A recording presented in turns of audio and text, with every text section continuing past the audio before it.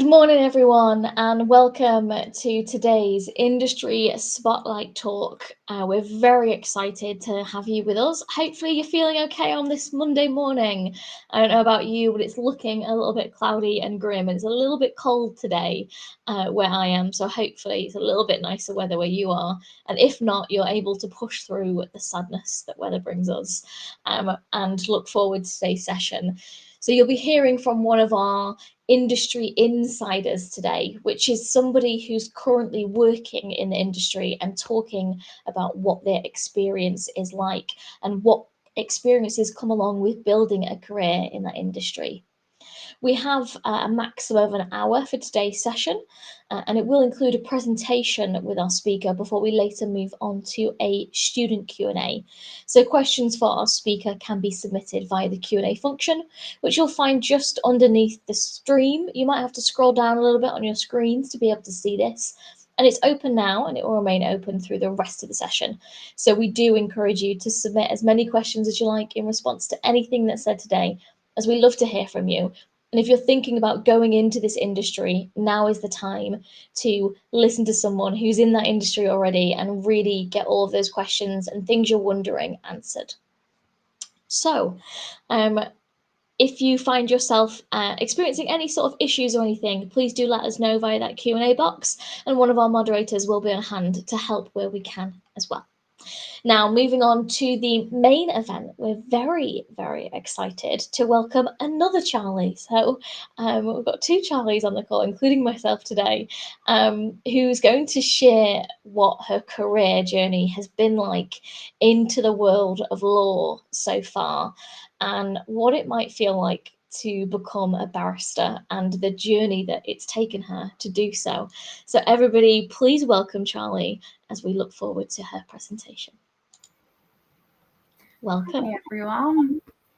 So I'm going to talk to you a little bit about the process to becoming a barrister today. So my name's Charlie and I qualified as a baby barrister this year. And I use the term baby barrister because I haven't done my pupillage yet, which is the stage of training that you have to complete where you shadow someone for a year. But we'll come on to that a little bit more later. So I did my undergraduate degree in law at Lancaster University. I then worked for a little bit as a paralegal and also took a career break to have my daughter. You can see her on screen there. I then went back and completed the barrister training course at BPP Birmingham and was called to the bar in July this year. And I'm currently working for the Serious Fraud Office as a junior lawyer in e-discovery, which is really exciting. So firstly, what is a barrister? Barristers are independent legal advisors who represent individuals or organisations in court, and they can be hired by solicitors, or if you do some extra training, you can be approached directly by members of the public. So most barristers are self-employed, but some work for government departments or companies like me, and we're called in-house lawyers. Interviewers and application questions especially, they always want to know, why do you want to be a barrister and not a solicitor? It's really important to know the difference. Solicitors are behind the scenes. They prepare all the legal documents. They prepare the big bundles of papers for court that you see people running around with. And they advise clients on sort of the general legal issues. And they're very client facing. So if you like talking to people about their problems every day, solicitor is the route for you.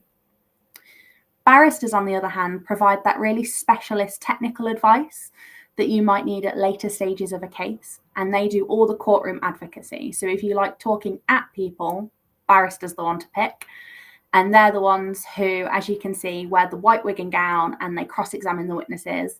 It's not like you see on TV, but that is the job that we do. We talk to people and we question the witnesses. So you have to be really good at presenting your case and being able to ask the right questions. So I've put together a 5-step guide. It makes it look really simple. There's a few key details missing in terms of the real nitty-gritty of the details. But if you want to know how to be a barrister, this is your 5-step overview. So I knew that I wanted to be a barrister from a very young age, but it's completely okay if you're not sure. The first step is to go and get a degree, and it can be any degree.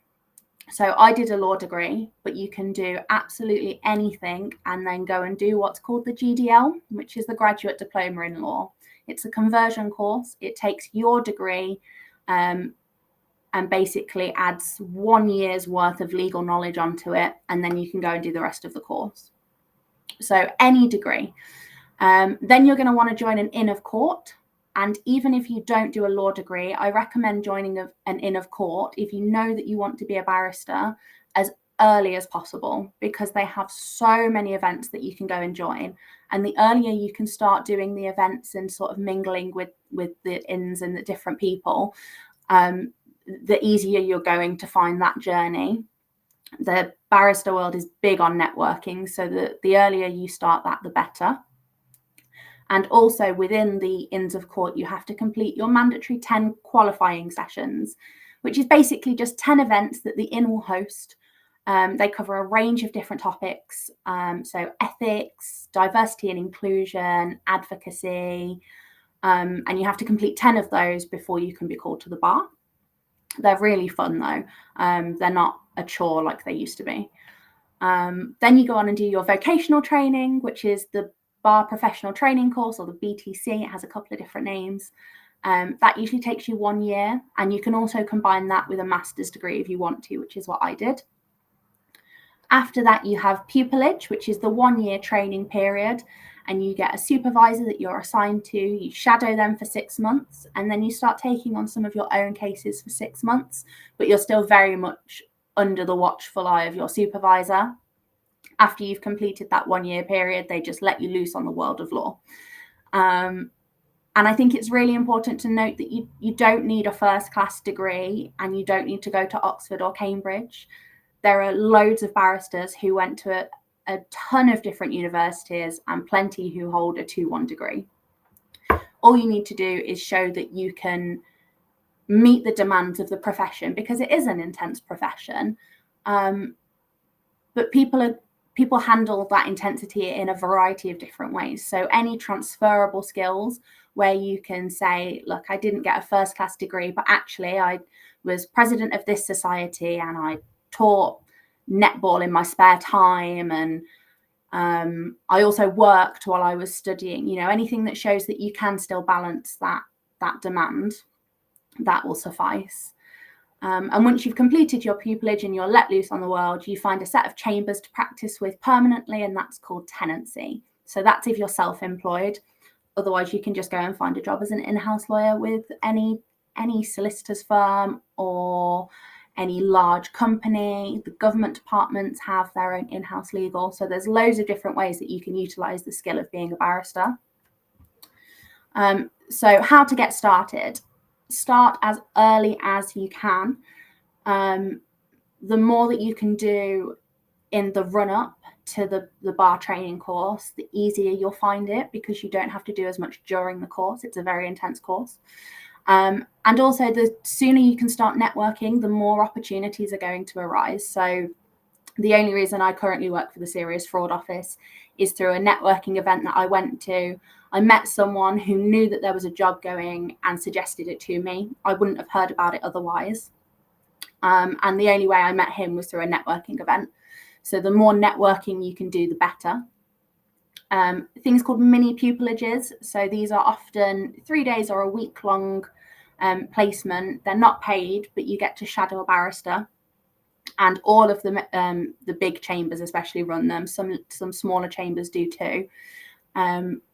And again, it's one of those things that you're kind of expected to have done. I know people, I've only done 2. I know people who haven't done any, who are now practicing barristers. But it was definitely a theme in all of my interviews that I'd only done 2. How do I know that I want to be a barrister? So the more of those you can do over summers and things, the better and easier you will find the journey. Also start researching the different areas of law, because you're going to need to know, especially once you've completed the BTC, which area you want to go into and why. So I have a friend who wants to specialise in sports law because she loves trampolining and she's done it for most of her life, and she wants to combine her 2 passions. So it's okay if you say crime because that's the one everyone knows. But if you have a niche, start building that niche early. Getting a job as a paralegal or a legal secretary or working in a solicitor's firm, any of those sorts of jobs are going to be really useful.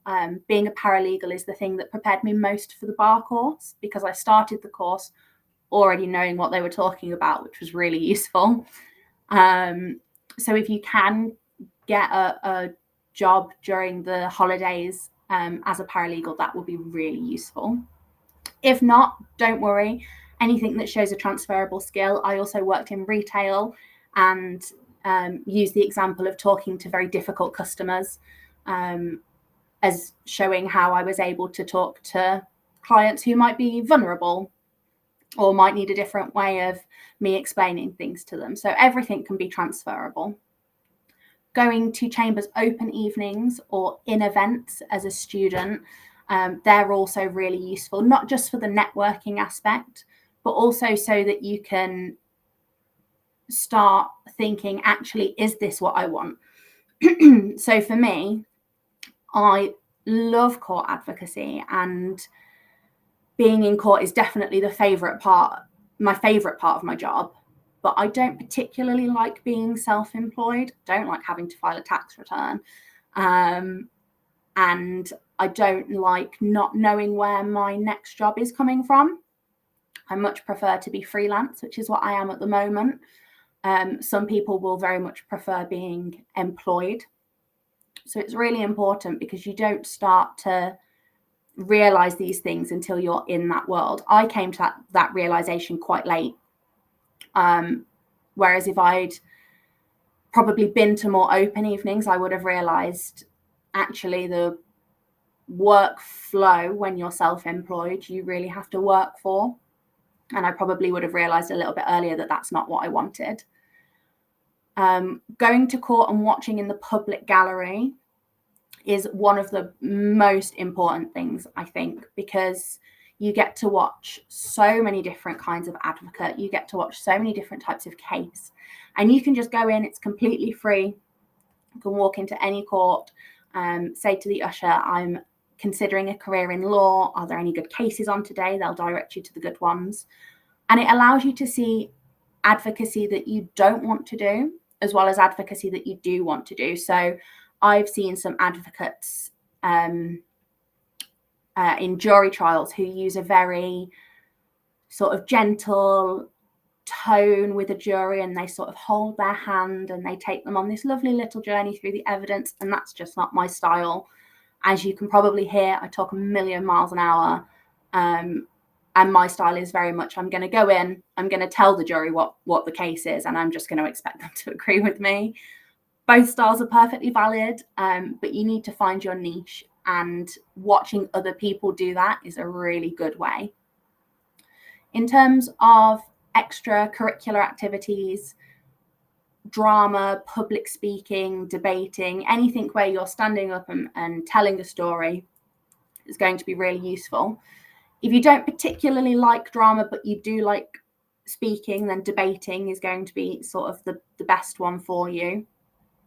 But also playing a sport, because it shows that you can listen to instructions and work as part of a team to get something done, especially if you take on a teaching role. I have a friend who teaches netball to 10-year-olds, and she said that she uses that as an example in her interviews as to how she can explain things in a different way, which is a really important skill for a barrister. But the main one is mooting. So there are loads of different mooting competitions that you can start joining as, I think, as early as 16. So there's the bar mock trial scheme, which runs. You have to take part in that with a school as a group, but that's a really good one to go and watch as well. All of the inns run loads of mooting events. Pretty much every university I know of that does law will have a mooting society. So join that, especially as early as you can, especially in first year, before the pressure really starts to pile on. You know, get in as much experience early as you can, so that when things get a little bit busier, you can say, right, I've already done all the things I need to do. I've ticked all my boxes. I can just focus on studying. So A-levels and university. Now, most universities will say, don't do law as an A-level. But I did, and I found it really useful because it allowed me to spend in first year less time studying and more time settling in, joining societies, taking part in mooting competitions. I joined the Law Society at my university and went to pretty much every event that they ran in first year. And the only way I was able to do that is because I already had some knowledge of the law, having done it as an A-level. So don't be afraid of taking it as an A-level if that's what you want to do. If you're going to go on and do a law degree, then English, psychology, sociology, all of your essay and research subjects are going to be really, really useful. A lot of the degree is going to be writing essays, doing research, handing in briefs, so advice. Basically, you'll be given a fake scenario, you have to write a piece of advice for a fictional client. So any A-level subjects that have those skills are going to be really useful. If you're doing obviously a different degree, then you need to make sure that you're ticking the boxes for them and doing the subjects that they require. But if you can fit in sort of one essay subject as well, that would be useful. But the most important thing I would say is to do something that you enjoy at A-level and that you are passionate about, because at the end of the day, that's going to get you the best grades. I don't know of any uni off the top of my head for law that has a specific topic requirement. They only have grade requirements. So making sure that you're doing something that you enjoy for 2 years and that you're going to get a good grade in is the most important thing. I've not once been asked about my A-level subjects. I only needed them to get into university. So really make sure that you enjoy this time and that you do things that you're passionate about and subjects that will allow you to have a life outside of A-levels, because once you start getting into uni and the barrister training course, your social life will take a dip. So I mentioned before the 4 Inns of Court. You can join these as a student member in your 3rd year of university. And the only decision you need to make about them is which one will give you the most scholarship money. That's what they're most important for. That's their function, essentially, because between them, they have scholarship awards of about £6 million every year, the majority of which is for the barrister training course. Some of them also offer scholarships for the conversion course and also for pupillage. And they also make grants available for internships or students who are affected by disability and can demonstrate financial need on top of that. And they also run slightly different qualifying sessions. So it's always worth having a look at what they've run before and what sessions you think you might enjoy, what speakers they get, and joining one that you think you will benefit the most from. There should be a link in the Q&A box that has an infographic from a website called Chambers Student. And what they've done is put them side by side and said how much each one gives as a grant, how you access that grant. Is it an interview? Is it based on that interview, or is it based on your financial need? And loads of other fun facts, so that if they ask you in your interview why this in, you've got a quirky little fact for them. I personally went with Inner Temple because of how much they had that year for the scholarship. I didn't actually go for a scholarship in the end, but that was very much my driving choice behind the Inn. And it's completely okay for money to be the motivator when you pick an Inn, because it is an expensive career to get into and to get started with. So in terms of finances, do you think it's really important to be transparent, because it's a very expensive career with a lot of leftovers from when it was just rich old white men whose fathers and grandfathers were also barristers and judges. And there's a lot of hidden costs that I didn't realize would appear. So I think it's really important that when you want to go into a career, you know exactly how much it's going to cost you to get up and going. So to date, I've spent 27,000 just on my £9,000 a year course fees. That was also all covered by student finance. For the BTC, it cost me £16,000, and only 12 of that was covered by student finance, and £1,000 of it was covered by a scholarship from BPP. So I was still left with a shortfall that I had to finance myself. Joining an inn, it cost me £110, but I know that the highest one is £148. I think that's Lincoln's Inn, but don't quote me on that. But 148 is the highest as of this year. Qualifying sessions, I've spent about £500. That includes travel to London, which is optional. They do have the option now for you to do every single qualifying session online. As I said, you have to do 10 of them. They're all £7 to £10 each. But about £450 of this was covered by the inn. So I was able to demonstrate financial need, because all of my income at the time I was doing my qualifying sessions was eaten up by nursery fees for my daughter. So I was able to demonstrate that in order to attend them, I needed that financial help, and the inn were wonderful at making sure that I wasn't sort of priced out of attending. And they will also cover travel to London if you want to do a session in person, which is wonderful. Not every inn does that. Some of them will say you can have the money for the sessions, but you have to attend them all online. I personally really like the networking aspect. So Inner Temple for me were wonderful and really helpful. Being called to the bar, I spent about £200 for the ceremony, my ticket and photography. My mom and dad and fiance attended, and they all paid for their own ticket, but obviously that's another cost that you have to factor in as well. And my wig and gown are about £1,300. That is the cost that you don't expect at the end when you think, right, I've been called to the bar, I'm a barrister, I'll go pick up my nice wig and gown, and they go, yep, it's very expensive. So make sure that as you go along, you factor in all of these unexpected costs. My total student debt is currently around £72,000 last time I looked. Don't like to look very often. It makes me very sad. That being said, it gets taken out of my paycheck every month. I don't notice it being taken. It's taken just like tax, basically, and I don't miss it.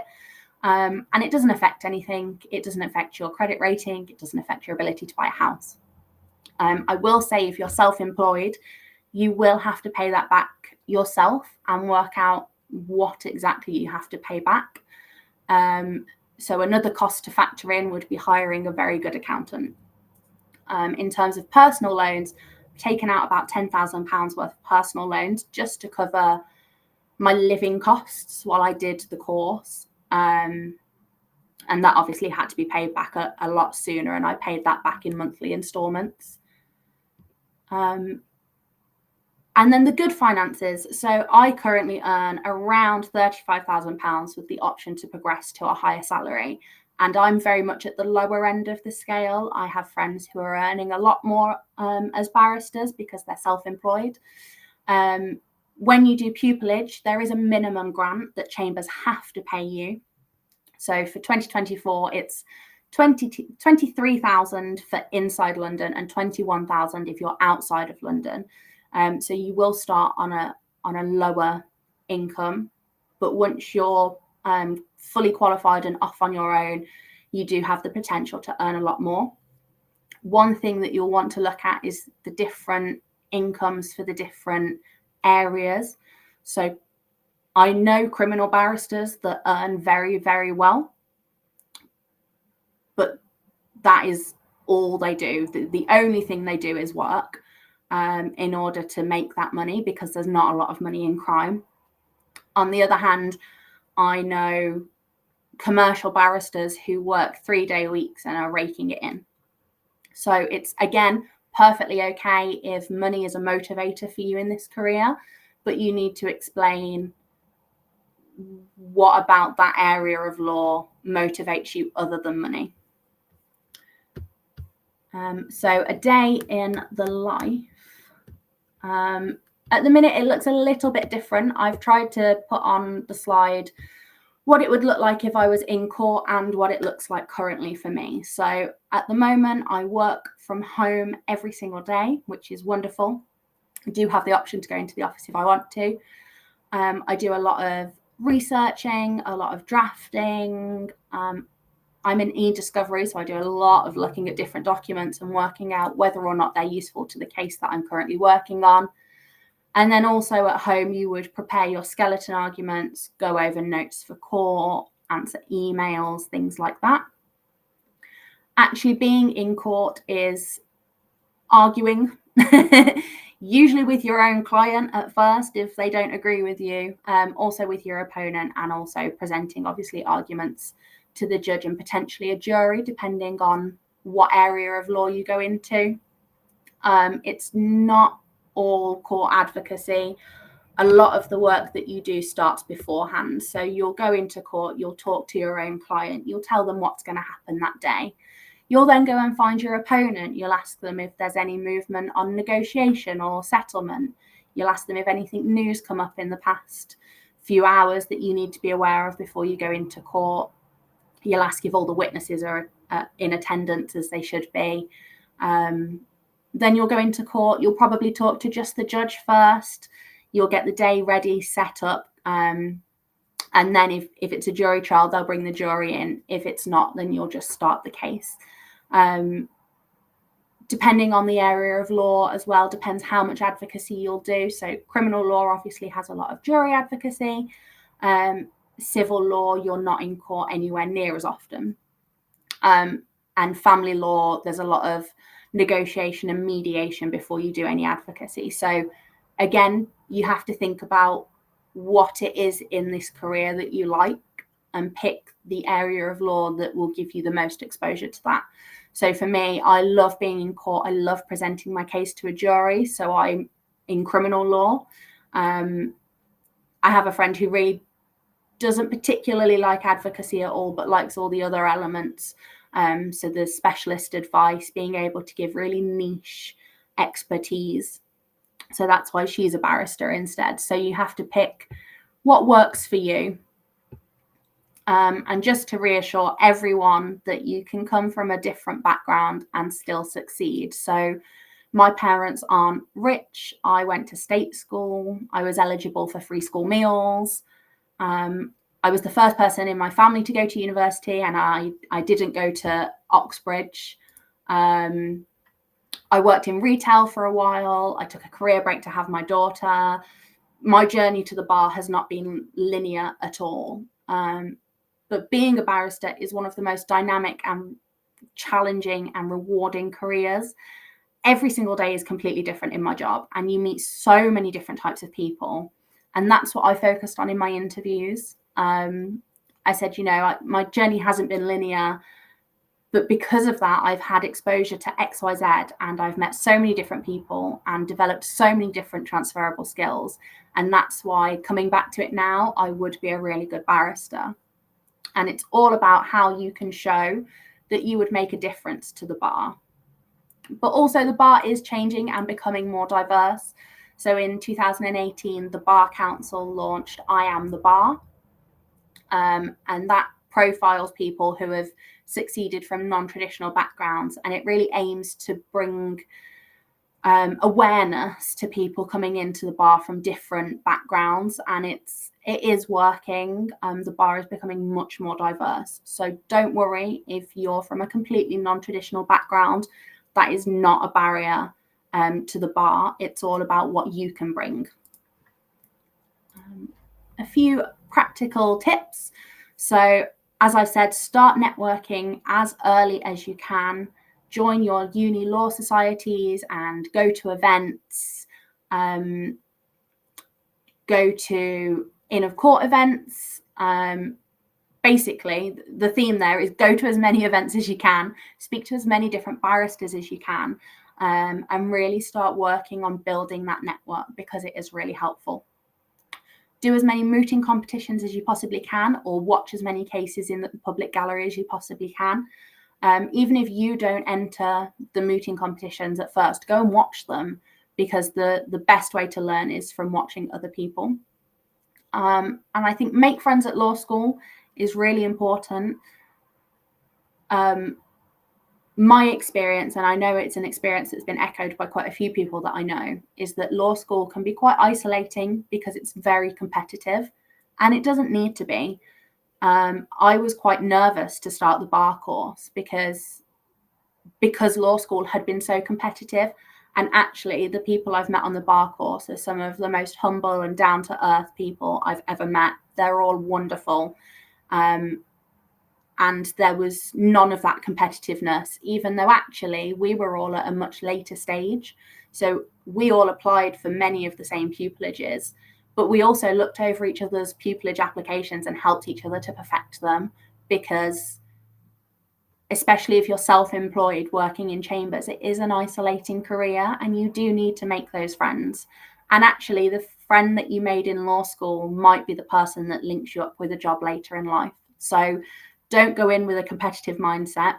Go in and make friends. And also persevere. You will get knockbacks. You will get many, many rejections, more rejections than you can possibly count. That's completely normal. What's not normal is the people who apply for one pupillage and get it straight away. That's very much not the journey that most barristers I know have been on.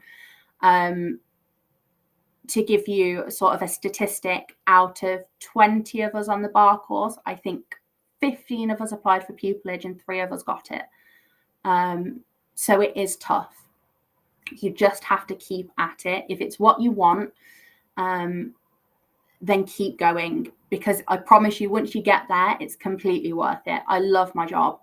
And I know people who have started their pupilages this year who love it, and it's wonderful and it's so rewarding. So do keep going.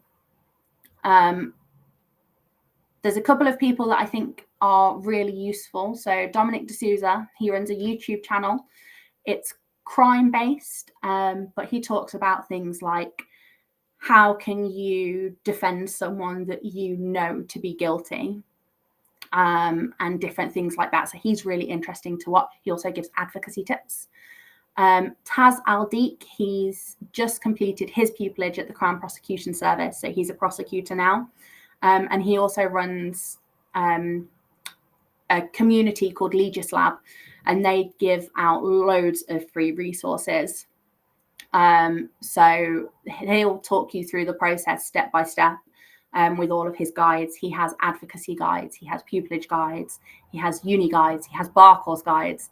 Absolutely everything you could possibly want is in that community. It's wonderful.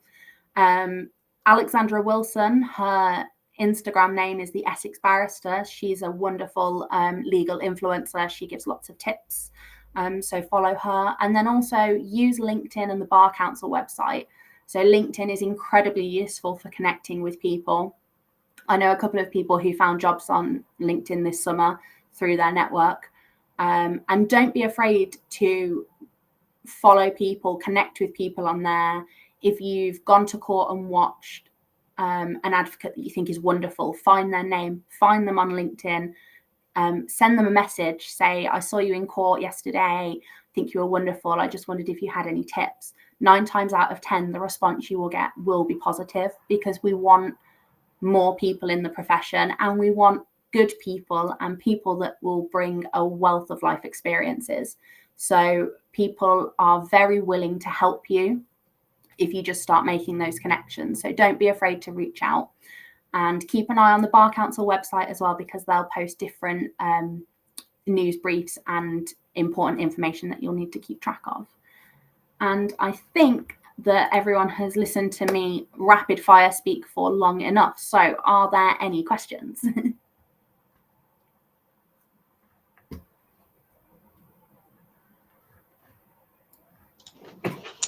Thank you for that presentation. Really, really lovely, and definitely got loads of information there. And we do have some questions for you. So I'm going to start with this one. So how long did it take you to learn the lingo? I guess there's a lot of like words that you mentioned that sound quite specific to law, and you talk about them quite casually. So yeah, how long did it take you to learn that sort of phrasing and words? I think sort of legal jargon and all of the words that you'll use repeatedly in cases and things. By my second year of A-level, I was fine with those. Things like pupillage and qualifying sessions and things. On the bar training course, it's very much you learn everything, and I mean everything, not just the content, but also the job, how it works, all the lingo. So quite quickly, it's a steep learning curve, but you do pick them up really quickly. And I think the wonderful thing about a career at the bar is, because it's come from such a prestigious background, if you just Google, what on earth is this? You will find a reliable answer. I still have to Google lingo in my job now, though. So don't be afraid if something is said and you think, oh my God, I have no idea. That's quite common. Great, definitely. Because I know, obviously, I'm not in law, but hearing you go through your presentation, I thought, oh, crikey, there's definitely a lot. So agreeing with that one. I'm pretty sure on the Bar Council website, there is there's like a decoder basically that gives you all the key glossary of terms and what they actually mean. That's interesting So that's and helpful. Glad that someone's put that together and made that available.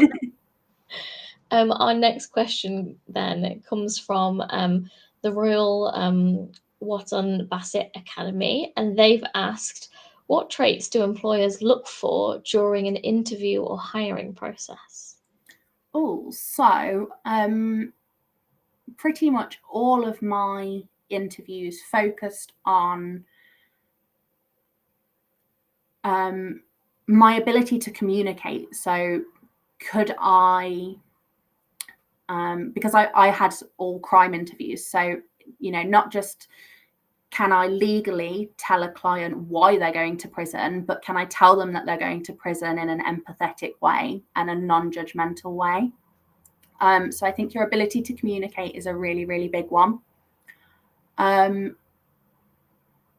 They do look for what they term academic excellence, but again, as I said, that doesn't mean you've got a first degree from Oxford. That just means that you can juggle multiple different things.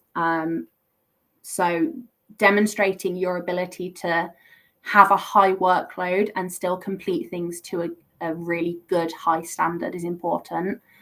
And I think the last one is just to be personable, because whether you're employed by someone, your boss wants to like you, or you're self-employed in chambers, your colleagues in chambers are still going to see you every day, and they still want to know that you're someone that they can get on with. So I think just being yourself and being someone that you can have a laugh with friends is really important, and not just being sort of the stuffy barrister that everyone pictures when you say barrister. Yeah, it's definitely about time that we start taking that sort of stereotypical image down and rebuilding it a little bit to suit the Definitely. modern day. Okay, but again, more questions. So someone has asked from Arcs and Albion's Academy. We've got quite a lot of questions, but we'll go with this one first. How would you describe your work/personal life balance? Ooh. I'm quite fortunate. So, as I said, I work from home 5 days a week. My hours are super flexible. I can drop my daughter off to school and pick her up every single day. So my personal work-life balance is great. That's not the reality of the bar. I'm very fortunate. So I have a friend who started pupillage last week. And when she got her welcome email, they said, right, we'll expect you in chambers at 8. Don't plan anything for your evenings for the first 2 weeks. Basically, you're there until they tell you can leave. Taz Aldeek, who I mentioned before, he's just completed his pupillage, so he's off on his own now, and his workload has increased tenfold. He said he's up at 5 a.m. every day, prepping until he's in court, and then he comes out of court and preps till 11 p.m. at night for the next day. So depending on which area of law you go into and which chambers you go to, there's definitely highs and lows. I think it's a balance that you have to decide what you want. And if you go for a bigger, well-known chambers, don't expect to have much of a work-life balance, especially to start with.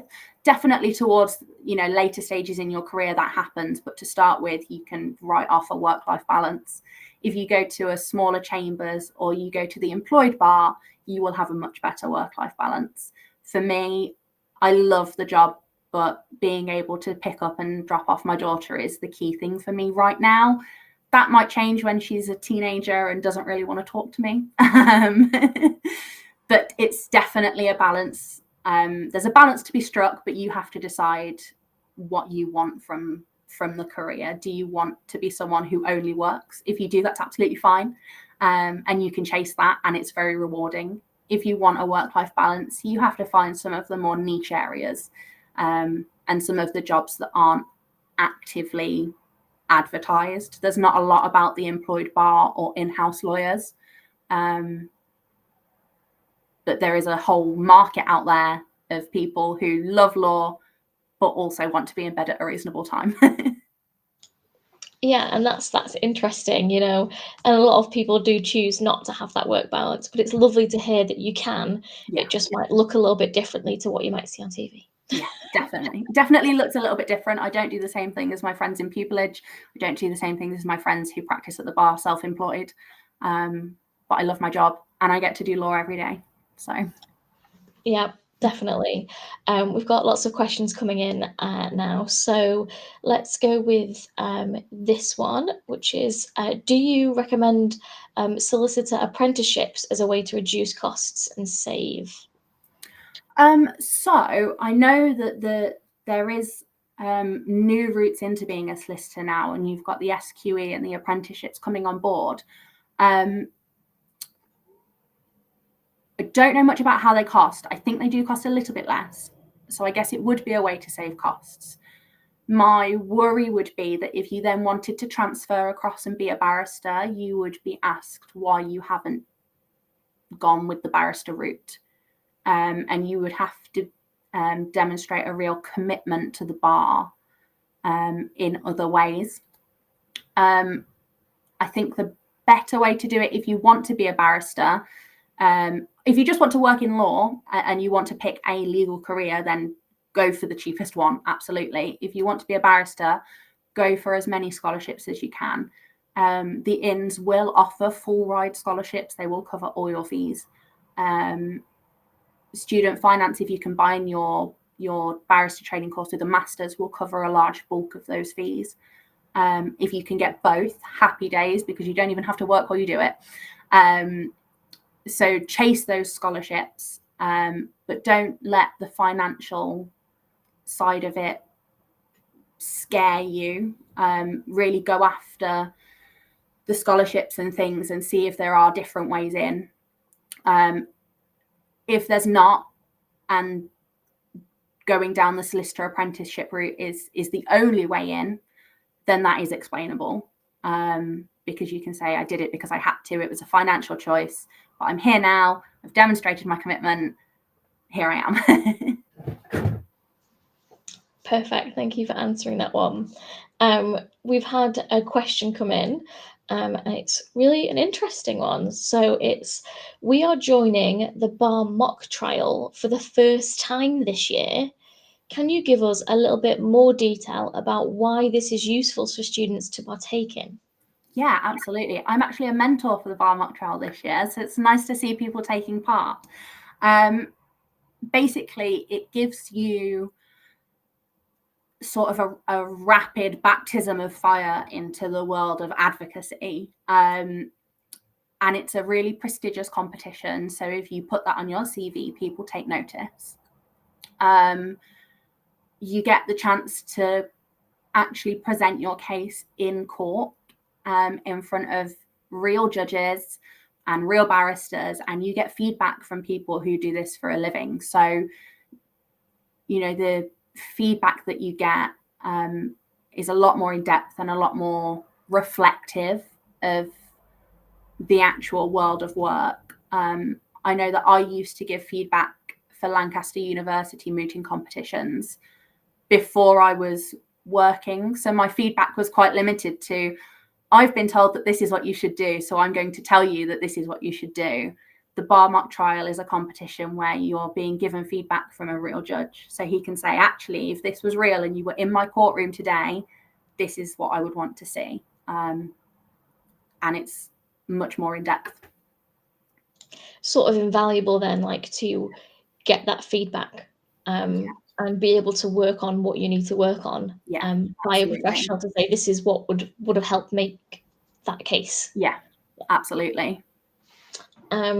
Great. Okay, another question that's come in then is, what was your final A-level law grade, and what grade requirements would you recommend for A-levels? I guess that's from a GCSE perspective. So I would say just do the best of you as you can. I'm quite an odd case. I did really, really well in my GCSEs, and then realised when I got to A-levels, I actually wasn't as clever as I thought. So my only good A-level grade was law, because I love law. And that was really the only one that I was passionate about. Everything else, I got B's and C's. So I think just do the best you can. And there's always, on applications forms, they always have a box for sort of other circumstances. And I always used to use that box to say, look, I didn't have a very good time during my A-levels, but actually it's because I don't really like tests and I don't really like memorizing English books. But, I could say I can pass a test and I do have the knowledge required because I did really well in law, and law's the thing I'm interested in, and law's the career I want to go into. So actually that's the only grade that should matter. And that worked, luckily. But yeah, I would say definitely don't let grades be a barrier either, because, as I said, you don't need to go to Oxford or Cambridge anymore. You can go to any uni, and there are a lot of unis that will, if you don't get the grades that you need for the uni that you wanted, they will have clearing spaces available, and you can just go and do a law degree pretty much anywhere now, as long as you can show that they call it the commitment to the bar. So as long as you can say, like, look, I did my law degree at a university that's typically deemed not very good, but I've done this mooting competition and I've been to 17 different events at Chambers, and I went to a network event, and actually I know Judge so-and-so who was a tenant here at this Chambers, and he used to work for you, and I love his style. And as long as you can show a different way in, grades aren't the be all and end all anymore. I like that. That sounds like a nice thing for the world of developing, because not everybody finds education and sort of the traditional path the easiest. It's very different. And I think writing a legal essay and answering an English exam essay are two very different things with very different skill sets. And if you want to go into law, you only need to be good at the one that relates to law. Certainly. Makes sense. We have a question here, and again, this one is from ARC, St Albion's Academy, and it's, why is it that many people that choose to study law, but then never continue with it and go into a different career? Why do you think that might be? I think it's probably because it is so tough. When I started on the bar training course last year, we had a girl who did, I think, 3 days and then left and said, it's not for me. When I was at university, there was a really heavy focus on the bar, which is quite unusual. Most universities will focus on the solicitor route. But there were loads of us who wanted to be barristers, and I think only 10 of us are, maybe. So either it's because you realize that actually it's not what you want, it's not what you envision it to be, and you want something different, and that's absolutely fine. I don't think many people do it because they can't access that arena. in the sense that you don't think you're good enough, because I can promise you that if you want it, you are going to be good enough, because that passion is what's going to drive you. But I think either it doesn't match up to the realities, or actually they're really interested in law and they want to use it as a springboard for something else. So going into politics, for instance, law is a really good sort of springboard degree. Some people want to be teachers, and but they like the law and they think it's really interesting, so they go and get just a degree and then they go and teach with it. Some people really like the research element, they go on to be researchers. There's lots of different paths from law. I think especially as a degree, and it's a really good springboard if you decide that you don't want to go into the career of barrister or solicitor. There's lots of different legal niches. And it's nice to hear that those aren't the only two things you can do with it. There's lots of other flexibility, transferable skills, and different areas you can go into and still be in the law industry and not be one of those two roles. Yeah, I think that's something that we tend to forget about in places. Yeah, there's so many niches and they're really not advertised at all. I didn't know that the employed bar was a thing until I realized that's what I wanted to do. And it took a lot of my own research where I'd basically Google, like, this is the job I want to work from home, I want to do law, what are my options? And it's about finding those other opportunities, I think.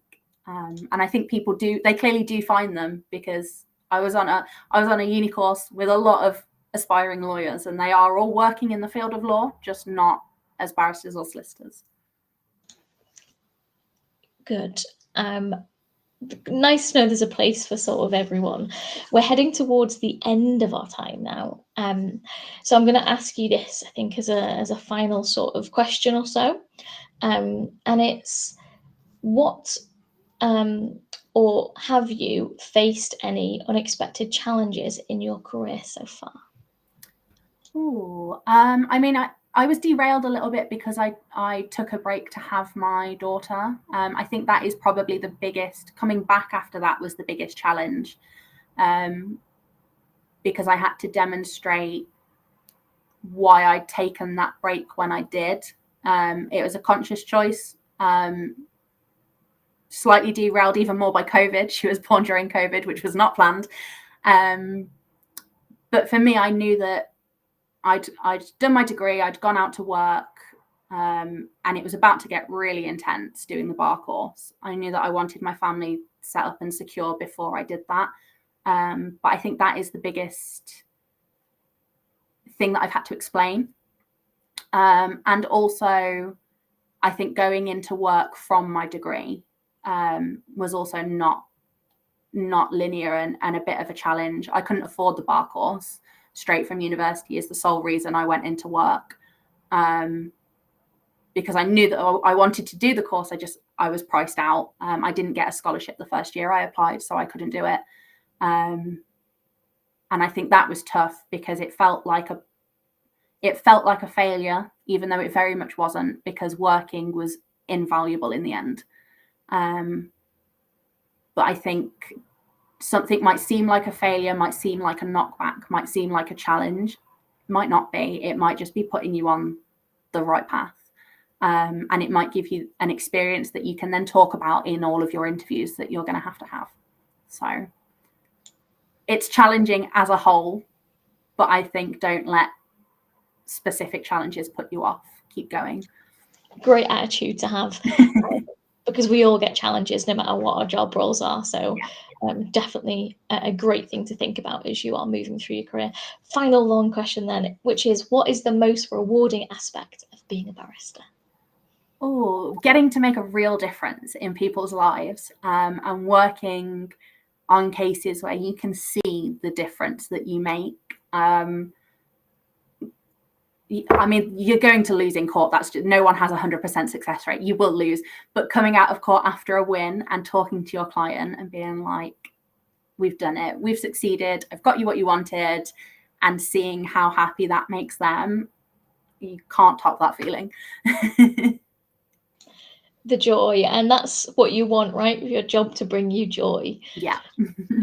Wonderful. Thank you for kind of coming on and talking to us today. As we sort of end today's session, is there anything that you would like to say to our viewers as we say goodbye? I think I will just leave you with the fact that it is tough. I won't lie. I've made it sound very shiny. It's really tough, but it is so worth it. It's the most wonderful career, and it's possible. Like, the bar looks different nowadays, and you don't need to be born of a judge to be able to go into the law anymore. So if it's what you want, go out and do it, because I promise you will love your job. Perfect. Thank you for coming on today, Charlie. It's been wonderful having you on, and thank you for your presentation. I love your tips and tricks, really good things. And we've got some resources that you've given us as well that we can kind of go away and reflect on. So thank you. It's been great having you on. Thank you for having me.